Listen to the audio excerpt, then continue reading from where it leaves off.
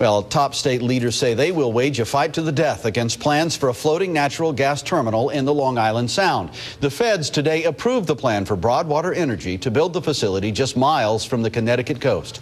Fox 61's Frank Recchia is live along the shoreline in New Haven with more. Frank. Bren, with the big oil storage tanks right behind us here in the New Haven harbor, we're right on top of one of the most highly developed commercial zones along the Connecticut shoreline. If Broadwater becomes a reality, the development zone will extend 10 miles out.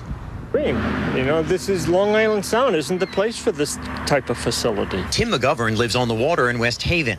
He was angry to learn that the Long Island Sound is closer than ever to being home to America's first floating natural gas terminal, thanks to a unanimous vote today by the feds. This moment is not unexpected, but certainly is deeply disappointing and dismaying. Because state leaders say the $700 million floating facility would damage the environment and be vulnerable to a terrorist attack. Worries that prompted Governor Rell to say FERC's decision today is nothing short of a disgrace, an insult to the people of Connecticut and New York.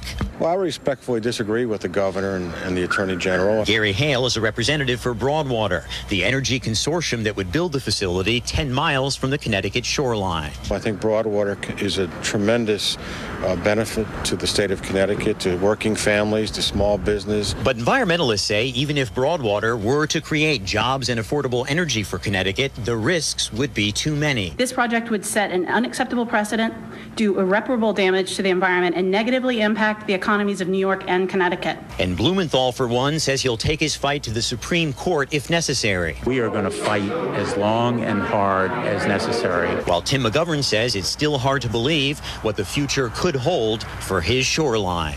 You know, I think it's a shame. And the entire Connecticut delegation to Congress has also condemned the plan tonight. The next move is up to state leaders in New York. Reporting live from the shoreline in New Haven, I'm Frank Recchia, Fox 61 News at 10.